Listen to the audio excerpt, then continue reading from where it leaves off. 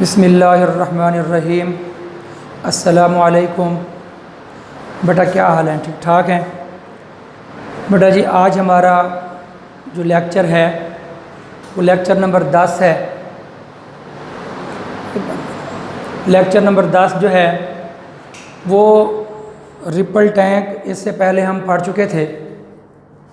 तो ripple tank में जो है कंस्ट्रक्शन और वर्किंग वगैरह मैंने समझा दी थी। अब प्रॉपर्टीज़ ऑफ वाटर वेव हमने बेटा पढ़नी है। तो प्रॉपर्टीज़ ऑफ वाटर वेव में रिफ्लेक्शन, रिफ्रैक्शन एंड डाइफ्रैक्शन, तो ये 3 प्रॉपर्टीज़ हैं वाटर वेव्स की। इसमें सबसे इजी जो है वो डाइफ्रैक्शन है, और मैं चाहता हूँ कि आपको सबसे पहले डाइफ्रैक्शन पढ़ा दिया जाए, ताकि उसके बाद फिर रिफ्लेक्शन और फिर सबसे एंड में रिफ्रैक्शन, जो कि थोड़ा सा मुश्किल टॉपिक है, तो उसको मैंने यानी तीसरे नंबर पर रखना है। तो इस सिलसिले में हम सबसे पहले जो है डाइफ्रैक्शन ऑफ वाटर वेव को डिस्कस कर रहे हैं बेटा। ये लॉन्ग क्वेश्चन के तौर पर भी आ सकता है और शॉर्ट क्वेश्चन के तौर पर भी आ सकता है। मसलन define diffraction when it is observe clearly. एक तो ये क्वेश्चन बन सकता है शॉर्ट, या what is the necessary condition for diffraction. यानी इम्तिहान में या तो इस तरह से आता है when it is observed clearly, या फिर इस तरह से आ सकता है what is the necessary condition for diffraction। तो बेटा यहाँ से लेकर यहाँ तक ये शॉर्ट क्वेश्चन है। तो या बेटा जी आगे लिखा हुआ है एक्सप्लेन इट, तो साफ ज़रा जब एक्सप्लेन आएगा तो फिर ये उसकी थ्योरी शामिल हो जाएगी, जिसको हम कहेंगे कि जी ये हमारा लॉन्ग क्वेश्चन बनेगा। तो सबसे पहले हम शॉर्ट क्वेश्चन का आंसर मैंने यहाँ से लेकर यहाँ तक लिखा हुआ है। तो diffraction the bending of waves. यहाँ पे गौर करें, हमने वेव्स के साथ वाटर का लफ्ज़ नहीं लगाया, क्योंकि ये वाटर वेव भी हो सकती हैं और ये लाइट वेव भी हो सकती हैं। तो यहाँ पे हमने जनरल सिंपल नाम यूज़ कर दिया waves. The bending of water waves या the bending of light waves, दोनों ठीक होंगे। तो बहरहाल the bending of waves, wave का मुड़ जाना। तो अराउंड ऑब्स्टेकल, किसी रुकावट के गिर्द, अराउंड गिर्द, ऑब्स्टेकल रुकावट, और शार्प एजेस या नोकदार यानी एजेस हों, sharp edges is called diffraction.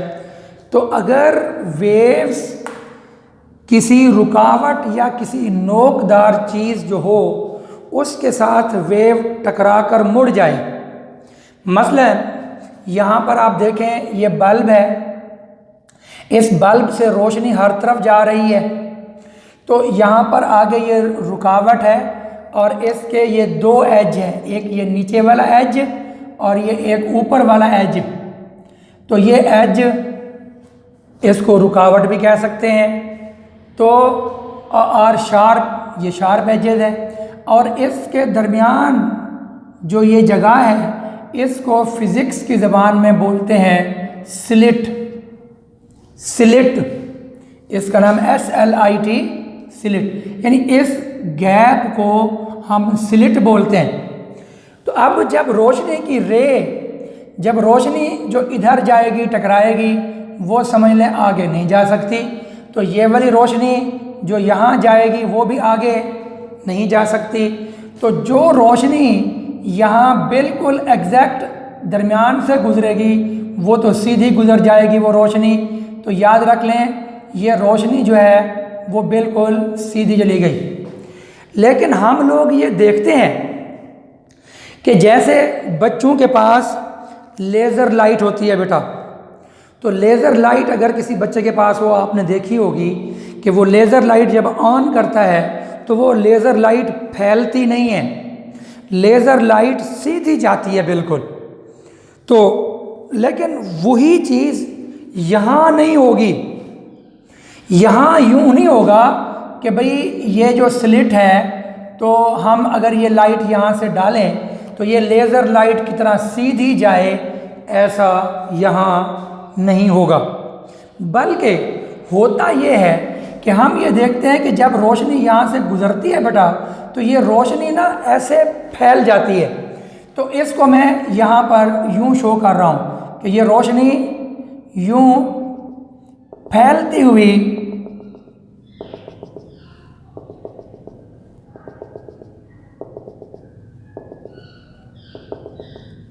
ये रोशनी ना, आपने देखा होगा कि आप सोचें कि यहाँ पर ये हल्का सा बारीक सा होल है, स्लिट है, और जब लाइट यहाँ से जाती है तो ये लाइट आगे ऐसे फैलती हुई आपने देखी होगी। अब सोचने की बात ये है कि यहाँ जो स्लिट थी वो तो बहुत मामूली थी, लेकिन आगे लाइट बहुत फैल गई। तो क्यों फैली कि जब ये लाइट यहाँ कॉर्नर से, ऑब्स्टेकल से ये लाइट यहाँ पर स्ट्राइक करती है, तो स्ट्राइक करने के बाद जो रोशनी इस ऑब्स्टेकल से टकराती है तो वो इधर नीचे ट्रैवल करती है, जो ये निचली ऑब्स्टेकल से टकराती है तो ऊपर की तरफ ट्रैवल करती है। इस दौरान यानी रोशनी जो है यूँ फैल जाती है, गोया कि रोशनी जो है वो इस ऑब्स्टेकल से टकराकर मुड़ जाती है, बेंड कर जाती है। तो इसी चीज़ को हम यहाँ पर कह रहे हैं बेंडिंग ऑफ वेव्स, वेव्स का मुड़ जाना अराउंड ऑब्स्टेकल, ऑब्स्टेकल के इर्द गिर्द, इधर मुड़ गई, इधर मुड़ गई, तो इज कॉल्ड डाइफ्रैक्शन। इस चीज़ को हम फिजिक्स में बोलते हैं कि दैट इज कॉल्ड डाइफ्रैक्शन। तो बेटा जी अगला क्वेश्चन जो है ये डिफाइन तो हो गया, what is when it is observe clearly, कि डाइफ्रैक्शन का जो फिनोमिना है ये किस वक्त क्लियरली ऑब्जर्व होता है, ये फिनोमिना किस वक्त क्लियर होता है, साफ होता है, जो हम वाज़े तौर पर देख पाएँ, ये कैसे हो, कब होगा। या फिर इसको यूँ भी कहते हैं what is the necessary condition for diffraction, कि मेन शर्त क्या है उसके लिए, कंडीशन क्या है उसके लिए। तो यहाँ नीचे जनाब उसका आंसर दिया हुआ है, necessary condition diffraction of waves can only B observed clearly, कि हम डाइफ्रैक्शन का जो फिनोमिना है, नज़ारा, फिनोमिना नज़ारा, तो हम जो ये नज़ारा है ना ये क्लियर ऑब्जर्व करते हैं, क्लियर इसको देख लेते हैं कब, if the size of the obstacle, अगर ऑब्स्टेकल का जो साइज है, मतलब जो स्लिट का डिस्टेंस है, तो वो कंपेरेबल, इक्वल, इसका मतलब है equal with the wavelength of wave. तो मैं यहाँ पर आपको ये बता देता हूँ, अब आप लोग गौर करें, यहाँ ये वाटर वेव्स आपको मैंने अपना पिछले लेक्चर में बता दिया था कि भाई ये जो अपना डार्क लाइनें हैं ये ट्रफ हैं वाटर वेव्स के, ट्रांसवर्स वाटर वेव जो पैदा होती हैं रिपल टैंक में, तो और ये जो ब्राइट लाइन है ये जो है वो क्रस्ट हैं।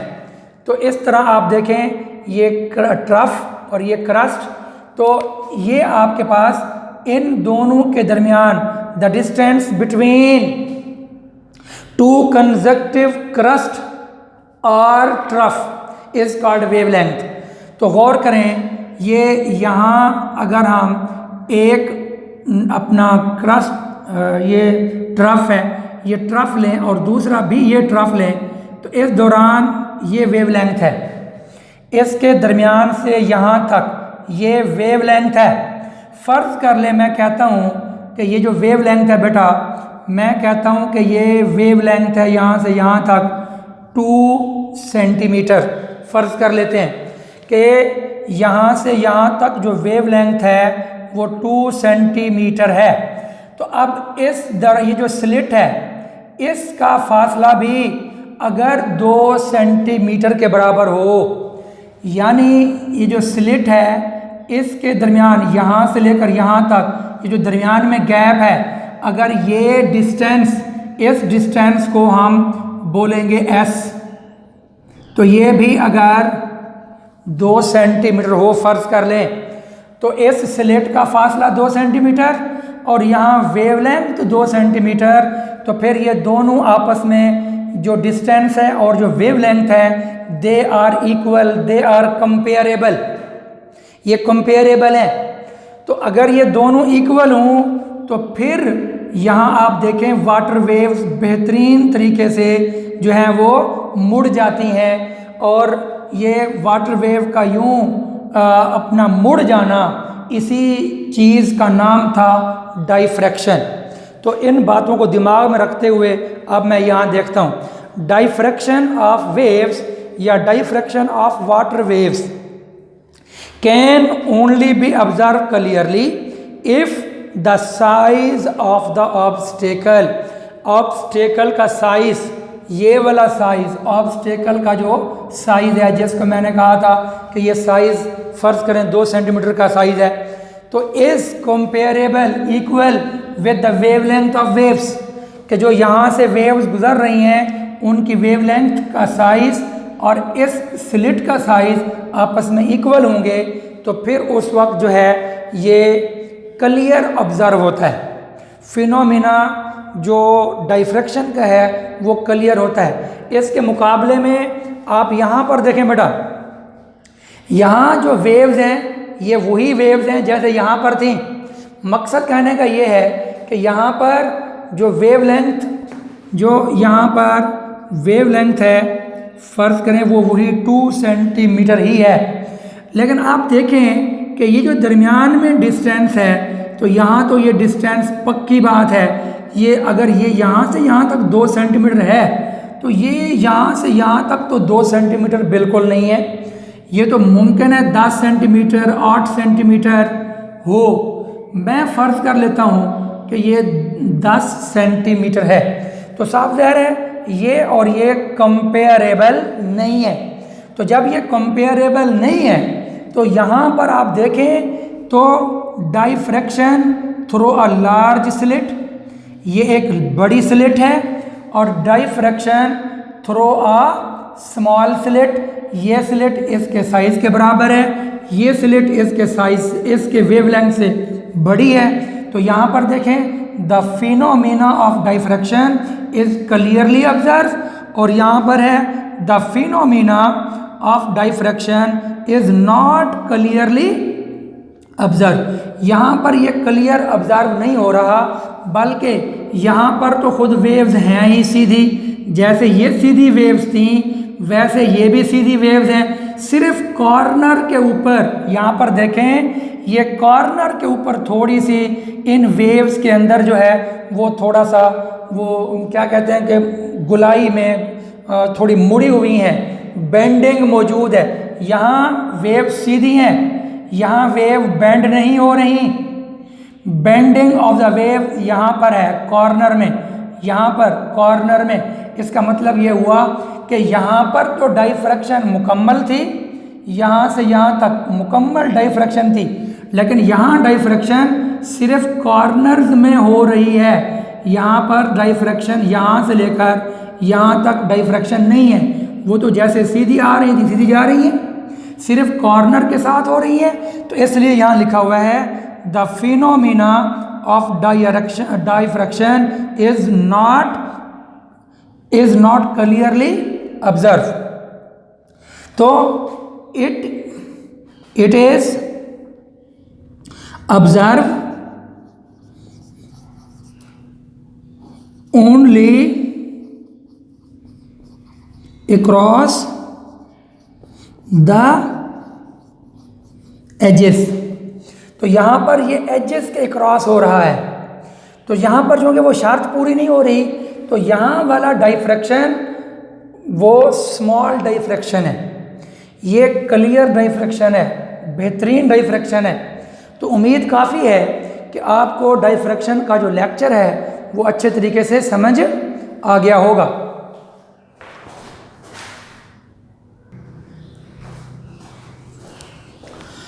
अच्छा बेटा जी, बात ये है कि हमारा लेक्चर तो बेटा यहाँ पे हो चुका है ख़त्म। अब इसका अगर इम्तिहान में शॉर्ट क्वेश्चन आता है फिर तो यहीं तक लिखेंगे। तो अगर ये लॉन्ग क्वेश्चन आता है तो फिर ये बुक में बेटा जी देख लें कि ये अपना ये पहले वाली 3 लाइनें छोड़ देंगे, पहले वाली 3 लाइनें ये छोड़कर ये जनरेट स्ट्रेट वेव से शुरू करेंगे और ये पूरा पैराग्राफ लिखेंगे। और इस पैराग्राफ के अंदर ये वाली जो फ़िक्र है ये भी यहीं दरमियान में कहीं आपको मिल जाएगा बहरहाल। तो उसके बाद जो है ये दोनों फिगर आपके सामने मैंने बनाई हैं, तो ये 2 फिगर बनाएंगे और ये आपका लॉन्ग क्वेश्चन के अंदर ये क्वेश्चन पूरा हो जाएगा। और अब क्योंकि आज का लेक्चर बेटा हमारा ख़त्म हो चुका है और अभी थोड़ा सा टाइम रहता है, तो मैं चाह रहा हूँ कि जो हम नेक्स्ट लेक्चर 11 लेंगे तो 11 लेक्चर के अंदर बेटा हमने रिफ्लेक्शन की बात करनी है। इसकी तफसील तो मैं आपको समझाऊंगा अगले लेक्चर में, लेकिन रिफ्लेक्शन का भी जो निशान है वो देख लें। पेज नंबर 13 के ऊपर ये जो ऊपर का पैराग्राफ है अपना यहीं से शुरू करना है, बिल्कुल 13 पेज से। ये उससे पहले ये लेक्चर नंबर 9 में हो चुका है रिपल टैंक के बारे में। तो ये आपने 13 पेज से शुरू करना है, यहीं शुरू से ही। तो ये place a barrier in the ripple tank यहीं से शुरू कर देना है। ये लेक्चर नंबर 11 की बात कर रहा हूँ, रिफ्लेक्शन ऑफ वाटर वेव्स, जो मैं अगले लेक्चर में समझाऊंगा। तो मैं चाह रहा हूँ कि अभी आपको चलो टाइम का फ़ायदा उठाते हुए ये बता दिया जाए। ये छोटा सा पैराग्राफ है, ये करना है और ये साथ में डिफ़ाइन है। बस ये इतना सा यहाँ से यहाँ तक ये रिफ्लेक्शन का टॉपिक है और इसी के ऊपर पूरा इंशाल्लाह लेक्चर नंबर 11 आप लोग देखेंगे। उसके बाद लेक्चर नंबर जो 12 होगा बेटा वो है रिफ्रैक्शन के ऊपर। तो उसका जो डिफ़ाइन वगैरह है वो तो वहाँ आपको मैं लिख दूँगा, तो लेकिन उसका एक्सप्लेन जब इम्तिहान में आ जाता है तो फिर यहाँ से ये पैराग्राफ और ये फिगर और ये फिगर और ये पैराग्राफ यहाँ एंड तक हम करेंगे। इसका डिफ़ाइन वगैरह अगले पेज पर है रिफ्रैक्शन का, वो वैसे वहाँ पर मैं आपको अलग से लिखवा दूँगा। तो कहने का मकसद ये है कि रिफ्रैक्शन वाले टॉपिक में ये फिगर और ये फिगर काम आएगी और रिफ्लेक्शन वाले टॉपिक में ये 2 फिगर काम आएंगी और रिफ्लेक्शन में ये चीज़ होगी, रिफ्रैक्शन में ये चीज़ होगी और डाइफ्रैक्शन में ये 2 फिगर और ये पैराग्राफ होगा। इसका डिफ़ाइन ये है, लेकिन इस डिफ़ाइन की बजाय मेरा मशवरा ये है कि ये डिफ़ाइन ना करें, वही जो डिफ़ाइन मैंने लिख दिया है वही कर लें, वही सबसे बेहतर है। तो इसके साथ ही आज का लेक्चर जो है वो डाइफ्रैक्शन का भी कवर हो गया और रिफ्लेक्शन और रिफ्रैक्शन के निशान मैंने बता दिए और इनकी तफसील आने वाले 2 लेक्चर नंबर 11 और लेक्चर नंबर 12 के अंदर आपको मिल जाएगी। उम्मीद है जो कुछ बताया है समझ आ गया होगा। अगर फिर भी कोई बात समझ ना आए तो आप लोग मुझे पर्सनल में अपना फ़ोन भी कर सकते हैं और मैसेज के ज़रिए भी पूछ सकते हैं कि सर फ़लाँ चीज़ समझ नहीं आ रही। मुझे खुशी होगी आपको उस क्वेश्चन का आंसर देते हुए, मुझे इंतहाई खुशी होगी। इसके साथ ही बेटा आज का लेक्चर हम यहीं पे स्टॉप करते हैं। फ़ी अमानिल्लाह, अस्सलामु अलैकुम व रहमतुल्लाह।